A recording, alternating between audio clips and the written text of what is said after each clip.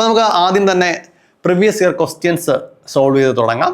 First ചെയ്യാൻ പോകുന്നത് previous year questions ആണ്. സിവിക്സുമായി ബന്ധപ്പെട്ട ഇതുവരെ PSC ചോദിച്ച പ്രീവിയസ് ഇയർ ചോദ്യങ്ങൾ നമ്മൾ നോക്കാൻ പോവുകയാണ്. അപ്പോൾ നിങ്ങൾക്ക് ഏകദേശം ഒരു ധാരണ ലഭിക്കും എത്തരത്തിലുള്ള ചോദ്യമാണ് പരീക്ഷയ്ക്ക് ചോദിക്കുന്നത്. നമുക്ക് ഫസ്റ്റ് ക്വസ്റ്റ്യനിലേക്ക് കിടക്കാം.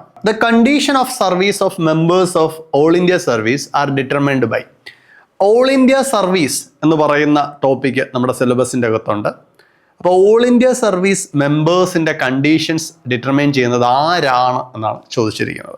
അപ്പോൾ എത്ര ഓൾ ഇന്ത്യ സർവീസ് ആണ് നമുക്കുള്ളത്? നമുക്ക് 3 ഓൾ ഇന്ത്യ സർവീസ് ആണുള്ളത്. ഈ 3 ഓൾ ഇന്ത്യ സർവീസ് ഏതൊക്കെയാണ്? IAS Indian administrative service, IPS Indian police service, അതുപോലെ IFS Indian forest service. Indian foreign service അല്ല, ഇന്ത്യൻ ഫോറസ്റ്റ് സർവീസ്. ഇങ്ങനെ 3 ഓൾ ഇന്ത്യ സർവീസ് ആണ് നമുക്കുള്ളത്. അപ്പം ഇന്ത്യൻ ഫോറിൻ സർവീസ് എന്താണ്? ഇന്ത്യൻ ഫോറിൻ സർവീസ് ഒരു സെൻട്രൽ സർവീസ് ആണ്. അപ്പോൾ ഈ ചോദ്യം ചോദിച്ചിരിക്കുന്നത് ഈ ഓൾ ഇന്ത്യ സർവീസ് ഉദ്യോഗസ്ഥരുടെ കണ്ടീഷൻസ് ഡിറ്റർമൈൻ ചെയ്യുന്നത് ആരാണ് എന്നാണ്. ഓപ്ഷൻ എ കൊടുത്തിരിക്കുന്നത് president of India, option B കൊടുത്തിരിക്കുന്നത് constitution of India, option C കൊടുത്തിരിക്കുന്നത് parliament of India, option D കൊടുത്തിരിക്കുന്നത് union public service commission. Option A നമുക്കൊന്ന് നോക്കാം. President of India, Indian president, the first citizen of India. നമ്മളുടെ സ്റ്റേറ്റിൻ്റെ ഹെഡായിട്ടുള്ള വ്യക്തി, head of the state എന്ന് പറയുന്നത് ആരാണ്? ഇന്ത്യൻ പ്രസിഡന്റ് ആണ്. പക്ഷെ ഹെഡ് ഓഫ് ദി ഗവൺമെന്റ് എന്ന് പറയുന്നതോ? ഹെഡ് ഓഫ് ദി ഗവൺമെന്റ് എന്ന് പറയുന്നത് പ്രൈം മിനിസ്റ്റർ ആണ്. കാരണം നമ്മളുടെ ഗവൺമെന്റ് എന്ന് പറയുന്നത് ഒരു പാർലമെന്ററി ഫോം ഓഫ് ഗവൺമെന്റ് ആണ്. അപ്പോൾ നമുക്ക് ഒരു സെറിമോണിയൽ അല്ലെങ്കിൽ സിംബോളിക് ഹെഡായിട്ട് പ്രസിഡന്റുമുണ്ട്, ആക്ച്വൽ ഹെഡായിട്ട് പ്രൈം മിനിസ്റ്ററുമുണ്ട്. ആ പ്രസിഡന്റ് ആണ് ഓൾ ഇന്ത്യ സർവീസ് ഉദ്യോഗസ്ഥരെ അപ്പോയിന്റ് ചെയ്യുന്നത്. ആ അപ്പോയിന്റ്മെന്റ് നിർവഹിക്കുന്നത് പ്രസിഡന്റ് ആണ്. അതുകൊണ്ട് കണ്ടീഷൻസ് തീരുമാനിക്കുന്ന പ്രസിഡന്റ് ആണോ? അല്ല. രണ്ടാമത് കൊടുത്തിരിക്കുന്ന ഓപ്ഷൻ കോൺസ്റ്റിറ്റ്യൂഷൻ ഓഫ് ഇന്ത്യ എന്നാണ്. നമ്മുടെ ഭരണഘടനയിൽ ഓൾ ഇന്ത്യ സർവീസ് ഉദ്യോഗസ്ഥരെ കുറിച്ച് പറയുന്നുണ്ട്, നമ്മുടെ ഫണ്ടമെന്റൽ റൈറ്റ്സിനെ കുറിച്ച് പറയുന്നുണ്ട്. ഓപ്ഷൻ സി കൊടുത്തിരിക്കുന്നത് പാർലമെന്റ് ഓഫ് ഇന്ത്യ എന്നാണ്. അതവിടെ നിൽക്കട്ടെ. ഓപ്ഷൻ ഡി കൊടുത്തിരിക്കുന്നത് union public service commission, UPSC. അപ്പോൾ സെൻട്രൽ സർവീസിലേക്ക് പരീക്ഷ നടത്തുന്ന അതോറിറ്റി അല്ലെങ്കിൽ ഇൻസ്റ്റിറ്റ്യൂഷൻ, കോൺസ്റ്റിറ്റ്യൂഷണൽ ബോഡി ആയിട്ടുള്ള ഇൻസ്റ്റിറ്റ്യൂഷനാണ് യൂണിയൻ പബ്ലിക് സർവീസ് കമ്മീഷൻ. അങ്ങനെ യൂണിയൻ പബ്ലിക് സർവീസ് കമ്മീഷൻ പരീക്ഷ നടത്തി ട്രെയിനിങ് കണ്ടക്ട് ചെയ്താണ് ഓൾ ഇന്ത്യ സർവീസ് ഉദ്യോഗസ്ഥരെ ക്രിയേറ്റ് ചെയ്യുന്നത് അല്ലെങ്കിൽ അവരുടെ ട്രെയിനിങ് ഒക്കെ കൊടുക്കുന്നത്. പക്ഷേ യൂണിയൻ പബ്ലിക് സർവീസ് കമ്മീഷൻ ആണോ അവരുടെ കണ്ടീഷൻസ് ഡിറ്റർമൈൻ ചെയ്യുന്നത്? അല്ല. അവരുടെ കണ്ടീഷൻസ് ഡിറ്റർമൈൻ ചെയ്യുന്നത് ആരാണ്? Parliament of India.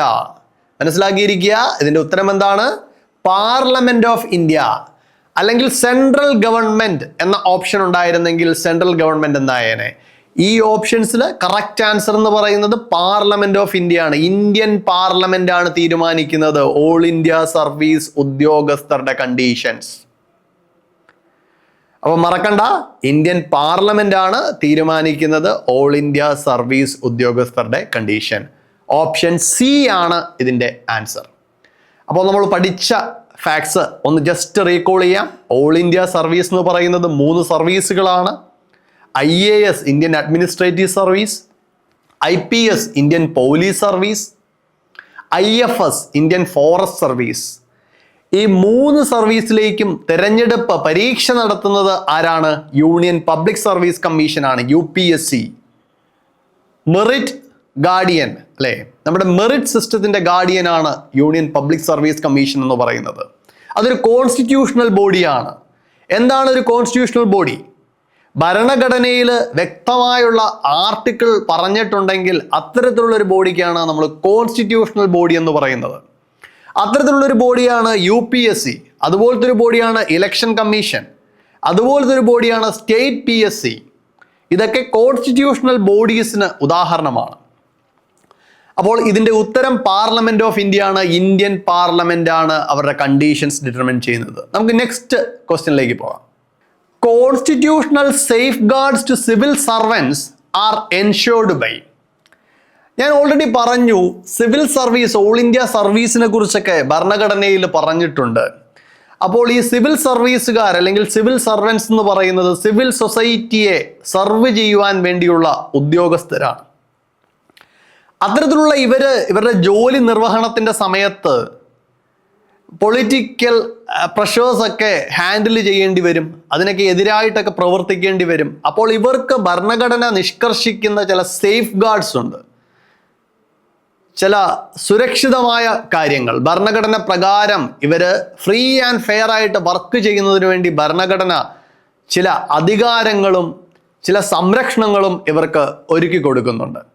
അത്തരത്തിൽ ഇവർക്ക് സംരക്ഷണം, ഭരണഘടനാപരമായുള്ള സേഫ് ഗാർഡ് ഏത് ആർട്ടിക്കിളിലൂടെയാണ് ലഭ്യമാകുന്നത് എന്നാണ് ചോദിച്ചിരിക്കുന്നത്. Article 310, article 311, article 312, article 315. ഇവിടെ നിങ്ങൾ മനസ്സിലാക്കേണ്ട ഒരു കാര്യം, നമ്മുടെ സിലബസിൽ പറഞ്ഞിരിക്കുന്ന ടോപ്പിക്സുമായി ബന്ധപ്പെട്ട ആർട്ടിക്കിൾസിനെ കുറിച്ച് ഒരു ധാരണ നിങ്ങൾ ഉണ്ടാക്കിയെടുക്കേണ്ടതാണ്. അപ്പോൾ ചില ആളുകളുണ്ട്, ഇപ്പോൾ സിവിക്സും കോൺസ്റ്റിറ്റ്യൂഷനും ഒക്കെ പഠിച്ചു തുടങ്ങുമ്പോൾ ആദ്യം തന്നെ ആർട്ടിക്കിൾസ് ഒക്കെ ഇരുന്ന് കാണാപ്പാഠം അങ്ങ് പഠിക്കും. അങ്ങനെ പഠിച്ചിട്ട് കാര്യമില്ല. കാരണം നമ്മൾ അങ്ങനെ ഒരു രീതിയിൽ എല്ലാ ആർട്ടിക്കിൾസും നമ്മൾ മനസ്സിലാക്കിയിരിക്കുക എന്നുള്ളത് പോസിബിൾ ആയിട്ടുള്ള കാര്യവുമല്ല. അതുകൊണ്ട് തന്നെയാണ് പറയുന്നത്, ഏത് പരീക്ഷയ്ക്ക് സമീപിക്കുമ്പോഴും ആദ്യം പ്രീവിയസ് ഇയർ ക്വസ്റ്റ്യൻ പേപ്പർ എടുക്കുക. പ്രീവിയസ് ഇയർ ക്വസ്റ്റ്യൻ പേപ്പർ എടുത്തിട്ട് കൃത്യമായിട്ട് പ്രീവിയസ് ഇയർ ക്വസ്റ്റ്യൻസ് നോക്കുക, ഏത് ഏരിയയിൽ നിന്നാണ് ചോദ്യം വന്നിരിക്കുന്നതെന്ന് മനസ്സിലാക്കുക, ആ ഏരിയയുമായി ബന്ധപ്പെട്ട ആർട്ടിക്കിൾസ് കാര്യങ്ങളൊക്കെ പഠിക്കുക. ഫോർ എക്സാമ്പിൾ, ഇപ്പോൾ ഫണ്ടമെന്റൽ റൈറ്റ്സ് ചോദ്യം വന്നിട്ടുണ്ട്, കോൺസ്റ്റിറ്റ്യൂഷനിലും സിവിക്സിലും ഫണ്ടമെന്റൽ റൈറ്റ്സുമായി ബന്ധപ്പെട്ടൊരു ചോദ്യം വന്നു. അപ്പോൾ part 3 of the constitution, article 12 to 35 deals with fundamental rights. ഭാഗം 3 ആർട്ടിക്കിൾ 12 മുതൽ 35 വരെ ഫണ്ടമെന്റൽ റൈറ്റിനെ കുറിച്ചാണ് പറയുന്നത്. അപ്പോൾ ആർട്ടിക്കിൾ 12 എന്താണ്, ആർട്ടിക്കിൾ 19 എന്താണ്, ആർട്ടിക്കിൾ 35 എന്താണ്, ആർട്ടിക്കിൾ 32 എന്താണ്, ഇത്തരത്തിലുള്ള കാര്യങ്ങൾ നിങ്ങൾ കൃത്യമായ ഒരു ബുക്കിൽ എഴുതിയിട്ട് പഠിക്കണം. ഫോർ എക്സാമ്പിൾ, ഇപ്പോൾ ആർട്ടിക്കിൾ 32 പറഞ്ഞു കഴിഞ്ഞാൽ റൈറ്റ് ടു കോൺസ്റ്റിറ്റ്യൂഷണൽ റെമഡീസ് എന്നാണ് പറയുന്നത്, ആർട്ടിക്കിൾ 32. അപ്പോൾ ആർട്ടിക്കിൾ 32 പ്രകാരം നിങ്ങളുടെ ഫണ്ടമെന്റൽ റൈറ്റ് വയലേറ്റ് ചെയ്യപ്പെട്ട് കഴിഞ്ഞാൽ നിങ്ങൾക്ക് കോടതിയിലേക്ക് സമീപിക്കാം. അപ്പോൾ നിങ്ങളുടെ ഫണ്ടമെന്റൽ റൈറ്റ് വയലേറ്റ് ചെയ്യപ്പെട്ടാൽ നിങ്ങൾ കോടതിയിലേക്ക് സമീപിക്കുമ്പോൾ കോടതി ഒരു ഉത്തരവ് പുറപ്പെടുവിക്കും. ആ ഉത്തരവ് അല്ലെങ്കിൽ ആ ഓർഡറിന് പറയുന്ന പേരെന്താണ്? കമന്റ് ചെയ്യുക. എന്താണ് ആ ഉത്തരവിന് പറയുന്ന പേര്? എത്ര തരത്തിലുള്ള ഉത്തരവുകളാണ് കോടതി ഫണ്ടമെന്റൽ റൈറ്റ്സ് വയലേഷന് വേണ്ടി, അല്ലെങ്കിൽ അത് വീണ്ടും ഫണ്ടമെന്റൽ റൈറ്റ്സ് വയലേറ്റ് ചെയ്യപ്പെട്ട് കഴിഞ്ഞാൽ അത് പുനഃസ്ഥാപിക്കപ്പെടുവാൻ വേണ്ടി എത്ര തരത്തിലുള്ള ഉത്തരവുകളാണ് കോടതി ഇറക്കുന്നത്? അപ്പോൾ നമുക്ക് ഈ ചോദ്യത്തിലേക്ക് തിരിച്ചു തരാം. കോൺസ്റ്റിറ്റ്യൂഷണൽ സേഫ് ഗാർഡ്സ്, ഇതിൻ്റെ അകത്ത് ഉത്തരം വരുന്നത് ആർട്ടിക്കിൾ 311, ആർട്ടിക്കിൾ 311A. അതാണ് ഇതിൻ്റെ കൃത്യമായിട്ടുള്ള answer. Constitutional safeguard civil സർവൻസിന് കൊടുക്കുന്നത് ആർട്ടിക്കിൾ 311 ആണ്. അപ്പോൾ ബാക്കിയുള്ള ആർട്ടിക്കിൾസ് ഏതൊക്കെയാണെന്ന് കൃത്യമായി നോക്കി വെച്ച് ഒരു ബുക്കിൽ എഴുതി വെച്ച് കൃത്യമായിട്ട് പഠിക്കുക. നെക്സ്റ്റ് ക്വസ്റ്റ്യനിലേക്ക് പോകാം. ഇവിടെ ചോദ്യം ചോദിച്ചിരിക്കുന്നത്, under RTI Act 2005 the information is provided to the applicant free of cost. RTI Act 2005 നിലവിൽ വന്ന റൈറ്റ് ടു ഇൻഫർമേഷൻ ആക്ട് സിലബസിലുള്ള കീവേഡാണ്. ആ സിലബസ് അടിസ്ഥാനപ്പെടുത്തിയാണ് പരീക്ഷയ്ക്ക് ചോദിക്കുന്നത്. അതുകൊണ്ടാണ് ആദ്യം നിങ്ങൾ സിലബസ് കൃത്യമായി പഠിക്കണമെന്ന് പറയുന്നത്. അപ്പോൾ ഈ പ്രീവിയസ് ഇയർ ക്വസ്റ്റ്യൻസ് നോക്കുമ്പോൾ നമുക്കൊരു കാര്യം മനസ്സിലാകും. സിലബസിൽ നിന്നാണ് ചോദ്യങ്ങൾ, സിലബസിൻ്റെ അകത്ത് നിന്നാണ് ചോദ്യങ്ങൾ വരുന്നത്. അപ്പോൾ സിലബസിൻ്റെ പുറത്തുള്ള കാര്യങ്ങളൊക്കെ കണ്ടമാനം പഠിച്ചിട്ട് പോയിട്ട് ഞാൻ ഒരുപാട് നേരം ഇരുന്ന് പഠിച്ചു, എനിക്ക് പരീക്ഷ പാസ്സാകാൻ പറ്റിയില്ല, എനിക്കൊന്നും അറിയില്ല എന്നൊന്നും പറഞ്ഞിട്ട് കാര്യമില്ല. കാരണം നിങ്ങളുടെ ബേസിക് അപ്രോച്ച്, അത് ഏത് സബ്ജക്റ്റിനും ആയിക്കോട്ടെ, കോൺസ്റ്റിറ്റ്യൂഷൻ ആയിക്കോട്ടെ, ജിയോഗ്രഫി ആയിക്കോട്ടെ, ഹിസ്റ്ററി ആയിക്കോട്ടെ, പോളിറ്റി ആയിക്കോട്ടെ, സിവിക്സ് ആയിക്കോട്ടെ, ഏത് സബ്ജക്റ്റിലും നിങ്ങൾ ആദ്യം സിലബസ് നോക്കുക, പ്രീവിയസ് ഇയർ ക്വസ്റ്റ്യൻസ് വർക്കൗട്ട് ചെയ്യുക, എന്നിട്ട് അതിനുശേഷം മാത്രം പഠിച്ചു തുടങ്ങുക. അല്ലെങ്കിൽ നിങ്ങൾ ബീറ്റിംഗ് അറൗണ്ട് ബുഷ് എന്ന് പറയുന്നത് പോലെ റാൻഡമായിട്ട് എന്തോ ഒക്കെ പഠിക്കും, അവസാനം പരീക്ഷയ്ക്ക് കൃത്യമായി പെർഫോം ചെയ്യാൻ കഴിയാതെ വരും. ഓക്കെ, അപ്പൊ ചോദ്യത്തിലേക്ക് തിരിച്ചു വന്നാൽ, under RTI Act 2005 the information is provided to the applicant free of cost. അപ്പോൾ ഈ ചോദ്യം ചോദിച്ചിരിക്കുന്ന area right to information act ആണ്, 2005. അപ്പോൾ റൈറ്റ് ടു ഇൻഫർമേഷൻ ആക്ട് പ്രകാരം ഏത് സാഹചര്യത്തിലാണ് ഒരു വ്യക്തിക്ക് ആ ചോദിച്ച ഇൻഫർമേഷൻ ഫീസ് ഇല്ലാതെ ഫ്രീ ഓഫ് കോസ്റ്റ് ആയിട്ട് അവൈലബിൾ ആയി മാറുന്നത്? അപ്പോൾ കൃത്യമായിട്ടുള്ള പ്രൊവിഷൻസ് റൈറ്റ് ടു ഇൻഫർമേഷൻ ആക്ടിൽ പറഞ്ഞിട്ടുണ്ട്. അത് കൃത്യമായി വായിച്ച് മനസ്സിലാക്കിയ ഒരു വ്യക്തിക്ക് ഈ ചോദ്യം ആൻസർ ചെയ്യുവാൻ കഴിയും. ഫസ്റ്റ് കൊടുത്തിരിക്കുന്നത് if the applicant is a BPL person. Second, where a public authority fails to provide information within 30 days of application. Third, where a public authority fails to provide information within 45 days of application. Fourth, where a public authority provide incorrect information to the applicant. Option A കൊടുത്തിരിക്കുന്നത് only 1 and 2 ആണ്. Option B കൊടുത്തിരിക്കുന്നത് only 1 and 3 ആണ്. Option C കൊടുത്തിരിക്കുന്നത് only 4 ആണ്. അപ്പോൾ ഇതിൻ്റെ answer എന്ന് പറയുന്നത് നമുക്കറിയാം, റൈറ്റ് ടു ഇൻഫർമേഷൻ ആക്ടിന് നമ്മൾ ഫീസ് അടയ്ക്കേണ്ടതുണ്ട്. അപ്പോൾ ഫീസ് അടയ്ക്കേണ്ടാത്ത സാഹചര്യങ്ങൾ ഏതൊക്കെയാണെന്നാണ് ചോദിച്ചിരിക്കുന്നത്. ആപ്ലിക്കൻ്റ് ഒരു BPL പേഴ്സൺ ആണെങ്കിൽ, ബിലോ പോവർട്ടി ലൈനിൽ പെടുന്ന പേഴ്സൺ ആണെങ്കിൽ ഫ്രീ ഓഫ് കോസ്റ്റിൽ അവൈലബിൾ ആവണം. അപ്പോൾ 1 ശരിയാണ്. 2, where public authority fails to provide information within 30 days of application. ഒരു പബ്ലിക് അതോറിറ്റി ഇൻഫർമേഷൻ പ്രൊവൈഡ് ചെയ്യേണ്ടത് 30 ദിവസത്തിനുള്ളിലാവണം. കാരണം 30 ദിവസത്തിനുള്ളിൽ നമ്മൾ കൊടുത്ത എന്തിനെ കുറിച്ചാണോ നമ്മൾ ഇൻഫർമേഷൻ ചോദിച്ചിരിക്കുന്നത് അത് നമുക്ക് അവൈലബിൾ ആയി മാറണം. 30 ഡേയ്സ് ആണ് മാക്സിമം പീരീഡ്. ഒരു ജീവനുമായി, ഒരാളുടെ ലൈഫുമായി ബന്ധപ്പെടുന്ന കാര്യമാണെങ്കിൽ 48 hours ആണ്. ഓക്കെ. മൂന്നാമത് കൊടുത്തിരിക്കുന്നത് വേറെ public authority fails to provide information within 45 days of application. അപ്പോൾ ഇതിൻ്റെ അകത്ത് 30 ഡേയ്സ് ഓഫ് ആപ്ലിക്കേഷൻ എന്നുള്ളതും if the applicant is a BPL person എന്നുള്ളതുമാണ് ഫ്രീ ഓഫ് കോസ്റ്റ് അവൈലബിൾ ആവുന്നത്. 45 ഡേയ്സ് ഒക്കെ നിങ്ങളെ പറ്റിക്കുവാൻ വേണ്ടി വെറുതെ കൊടുത്തിരിക്കുന്നതാണ്. കാരണം അത് 30 ഡേയ്സ് ആണോ അല്ലയോ എന്ന് നിങ്ങൾക്ക് ക്ലിയർ ആയിട്ട് മനസ്സിലാകുന്നുണ്ടോ എന്നാണ് ആ ചോദ്യത്തിൻ്റെ പർപ്പസ്. അപ്പോൾ ഇതിൻ്റെ ഉത്തരം ഓപ്ഷൻ A ആണ്, only 1 and 2. നെക്സ്റ്റ് ക്വസ്റ്റ്യൻ നോക്കാം. According to Consumer Protection Act, which of the following is not a consumer right? താഴെ പറയുന്നവയിൽ കൺസ്യൂമർ റൈറ്റ് അല്ലാത്തത് ഏതാണ്? നമ്മൾ ഓൾറെഡി സിലബസ് ഡിസ്കസ് ചെയ്തപ്പോൾ പറഞ്ഞു നമുക്ക് കൺസ്യൂമർ പ്രൊട്ടക്ഷൻ ആക്ട് പഠിക്കുവാനുണ്ട്. അപ്പോൾ കൺസ്യൂമർ പ്രൊട്ടക്ഷൻ ആക്ട് പ്രകാരം താഴെ പറയുന്നവയിൽ കൺസ്യൂമർ റൈറ്റ് അല്ലാത്തത്, നമ്മളൊരു കൺസ്യൂമറാണ്, ഒരു സാധനം നമ്മൾ വാങ്ങി. അപ്പോൾ ആ സാധനം വാങ്ങിയപ്പോൾ അത് കൃത്യമായിട്ടുള്ള സാധനമാണോ അല്ലയോ, അല്ലെങ്കിൽ നമ്മൾ പറ്റിക്കപ്പെട്ടോ ഇല്ലയോ, അല്ലെങ്കിൽ നമ്മൾ പറ്റിക്കപ്പെട്ടെങ്കിൽ നമ്മൾ എന്താണ് ചെയ്യേണ്ടത്, ഇത്തരത്തിലുള്ള കാര്യങ്ങളൊക്കെ വരുന്നത് നമ്മുടെ കൺസ്യൂമർ പ്രൊട്ടക്ഷൻ ആക്ടിലാണ്. ഫസ്റ്റ് ഓപ്ഷൻ കൊടുത്തിരിക്കുന്ന റൈറ്റ് ചോയ്സ്, തിരഞ്ഞെടുക്കുവാൻ, റൈറ്റ് ചൂസ്. അല്ലെങ്കിൽ നിങ്ങൾക്ക് ഒരു പർട്ടിക്കുലർ സാധനം വേണം, പക്ഷെ കടക്കാരൻ നിർബന്ധിക്കുകയാണ് ഇന്ന സാധനം മാത്രമേ വാങ്ങാവുള്ളൂ, നിങ്ങൾക്ക് അത് തിരഞ്ഞെടുപ്പൊന്നുമില്ല, നോ ചോയ്സ്, ഇത് മാത്രമേ വാങ്ങിയാൽ മതി, വേണമെങ്കിൽ വാങ്ങിച്ചിട്ട് പോ എന്നുള്ള ഒരു ആറ്റിറ്റ്യൂഡിലാണ് കടക്കാരൻ നിൽക്കുന്നതെങ്കിൽ, അങ്ങനെ കടക്കാരൻ നിൽക്കുവാണെങ്കിൽ നിങ്ങൾക്ക് പരാതിപ്പെടാം.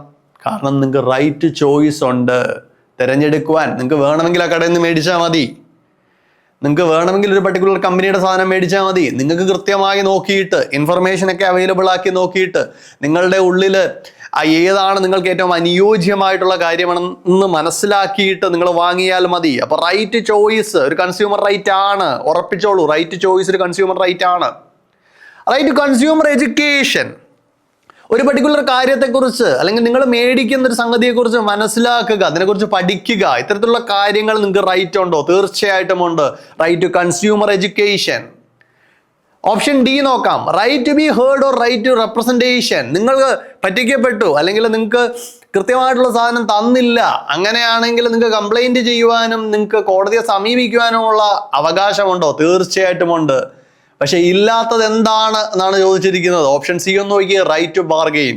നമ്മളെല്ലാം കടയിൽ ചെന്ന് കഴിഞ്ഞാൽ, വലിയ കട, AC ക്കുള്ള കടയാണെങ്കിൽ നമ്മൾ ബാർഗെയിൻ ചെയ്ത് നിൽക്കില്ല. വഴിയോരത്ത് വിൽക്കുന്ന ആളുകളുടെ അടുത്ത് നമ്മൾ വിലപേശിയൊക്കെ മാക്സിമം ലാഭത്തിലൊക്കെ വാങ്ങാനുള്ള ശ്രമമൊക്കെ നടത്തും. പക്ഷേ അത്തരത്തിലുള്ളൊരു ശ്രമം അനുശാസിക്കുന്നില്ല, കൺസ്യൂമർ റൈറ്റിൻ്റെ അത് പറയുന്നില്ല. അപ്പോൾ നിങ്ങൾ പരീക്ഷയ്ക്ക് ഈ ചോദ്യം ചോദിക്കുമ്പോൾ ഞാൻ പോയിട്ട് എല്ലായിടത്തും വിലപേശിയാണുള്ള സാധനം മേടിക്കുന്നത്, അതുകൊണ്ട് എനിക്ക് റൈറ്റ് ടു ബാർഗെയിൻ അല്ലെങ്കിൽ വിലപേശാനുള്ള അവകാശമുണ്ട് എന്ന് പറഞ്ഞ് അത് പോയി എഴുതരുത്, അത് തെറ്റാണ്. അപ്പോൾ right to bargain is not a consumer right. ഇതിൻ്റെ നാലാമത്തെ ചോദ്യത്തിൻ്റെ ഉത്തരം സി ആണ്. ഓക്കെ, നമുക്ക് നെക്സ്റ്റ് ക്വസ്റ്റ്യൻ നോക്കാം. National human rights commission is a NHRC, national human rights commission. അത് എത്തരത്തിലുള്ളൊരു ബോഡി ആണെന്നാണ് ചോദിച്ചിരിക്കുന്നത്. ഒന്നാമത് ഓപ്ഷനിൽ പറഞ്ഞിരിക്കുന്നത് സ്റ്റാറ്റ്യൂട്ടറി ബോഡി എന്നാണ്. സ്റ്റാറ്റ്യൂട്ടറി ബോഡി എന്ന് പറഞ്ഞാൽ എന്താണ്? ഒരു സ്റ്റാറ്റ്യൂട്ട് അല്ലെങ്കിൽ പാർലമെന്റിന്റെ ഒരു ആക്ട്, ഈ ആക്ട് മൂലം ക്രിയേറ്റ് ചെയ്യപ്പെട്ട ഒരു ബോഡിക്കാണ് സ്റ്റാറ്റ്യൂട്ടറി ബോഡി എന്ന് പറയുന്നത്. രണ്ടാമത് കോൺസ്റ്റിറ്റ്യൂഷണൽ ബോഡി, ഭരണഘടനാ സ്ഥാപനം. ഇന്ത്യൻ ഭരണഘടനയിൽ പർട്ടിക്കുലറായിട്ട് ഒരു ആർട്ടിക്കിൾ പറഞ്ഞിട്ടുണ്ട്. ആ ആർട്ടിക്കിളിലൂടെ ഫോം ചെയ്തിരിക്കുന്ന ബോഡിയാണെങ്കിൽ അതിനെ കോൺസ്റ്റിറ്റ്യൂഷണൽ ബോഡി എന്നാണ് പറയുന്നത്. കാരണം നമുക്ക് കുറേ ഇൻഡിപെൻഡൻറ്റ് ബോഡീസ് പഠിക്കാനുണ്ട്. അപ്പോൾ ഇൻഡിപെൻഡൻറ്റ് ബോഡീസിനെ നമ്മൾ രണ്ടായിട്ട് തരംതിരിക്കും. Constitutional bodies and extra constitutional bodies. അതിൻ്റെ അകത്ത് കോൺസ്റ്റിറ്റ്യൂഷണൽ ബോഡീസിൻ്റെ അകത്ത് കോൺസ്റ്റിറ്റ്യൂഷൻ വഴി ഫോം ചെയ്തിരിക്കുന്നതാണ്. എക്സ്ട്രാ കോൺസ്റ്റിറ്റ്യൂഷണൽ ബോഡീസിൻ്റെ അകത്ത് സ്റ്റാറ്റ്യൂട്ടറി ബോഡീസ് ഉണ്ട്, നോൺ സ്റ്റാറ്റ്യൂട്ടറി ബോഡീസ് ഉണ്ട്. അതിൻ്റെ അകത്ത് സ്റ്റാറ്റ്യൂട്ടറി ബോഡി എന്ന് പറയുന്നത് ഒരു പർട്ടിക്കുലർ സ്റ്റാറ്റ്യൂട്ട്, ഒരു ആക്ട് മൂലം ഫോം ചെയ്തിരിക്കുന്നതാണ്. അപ്പോൾ കോൺസ്റ്റിറ്റ്യൂഷണൽ ബോഡി എന്നുള്ളതാണ് ബി ഓപ്ഷൻ. സി ഓപ്ഷൻ കൊടുത്തിരിക്കുന്നത് neither a constitutional body nor a statutory body.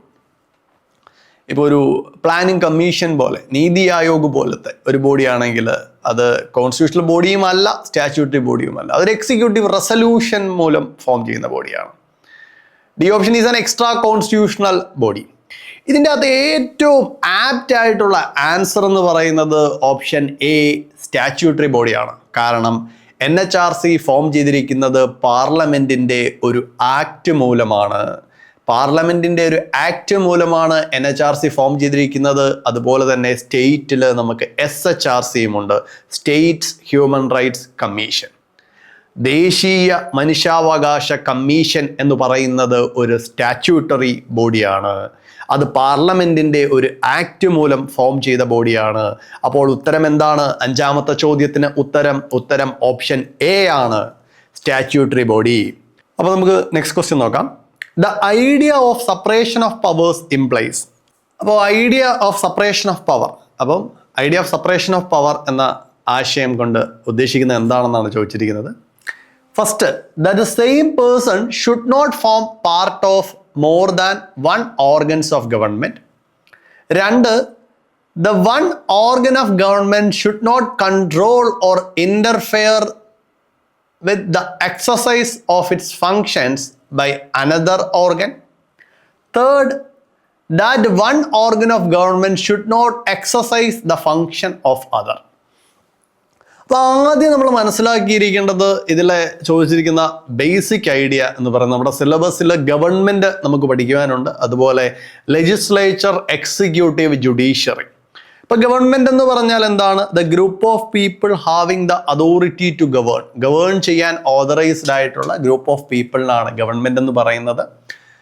അപ്പം അതിൻ്റെ 3 ഓർഗൻസ് ആണ് ലെജിസ്ലേച്ചർ, എക്സിക്യൂട്ടീവ്, ജുഡീഷ്യറി. ലെജിസ്ലേച്ചറിൻ്റെ ജോലി ലോ മേക്കിംഗ് ആണ്. എക്സിക്യൂട്ടീവിൻ്റെ ജോലി ലെജിസ്ലേച്ചർ മേക്ക് ചെയ്ത ലോയെ ഇംപ്ലിമെൻ്റ് ചെയ്യുക അല്ലെങ്കിൽ പ്രാവർത്തികമാക്കുക, നടപ്പിൽ വരുത്തുക എന്നുള്ളതാണ്. ജുഡീഷ്യറിയുടെ ജോലി ഭരണഘടനയെ ഇൻ്റർപ്രറ്റ് ചെയ്യുക, കോൺസ്റ്റിറ്റ്യൂഷനെ ഇൻ്റർപ്രറ്റ് ചെയ്യുക എന്നുള്ളതാണ്. ഈ 3 ഓർഗൻസും അവരവരുടെ ജോലി മാത്രമേ ചെയ്യുന്നുള്ളൂ എങ്കിൽ, അല്ലെങ്കിൽ ഈ 3 ഓർഗൻസിൻ്റെയും പവർ സെപ്പറേറ്റഡ് ആണെങ്കിൽ, ആ ഐഡിയയ്ക്കാണ് നമ്മൾ സെപ്പറേഷൻ ഓഫ് പവർ എന്ന് പറയുന്നത്. നമ്മുടെ ഇന്ത്യൻ കോണ്ടെക്സ്റ്റിൽ സെപ്പറേഷൻ ഓഫ് പവർ പ്യുവർ അല്ല, അല്ലെങ്കിൽ സെപ്പറേഷൻ ഓഫ് പവർ പൂർണ്ണമല്ല എന്ന് നമുക്ക് കാണുവാൻ കഴിയും. കാരണം ലോ മേക്കിംഗ് ചെയ്യുന്നത് പാർലമെന്റ് ആണ്.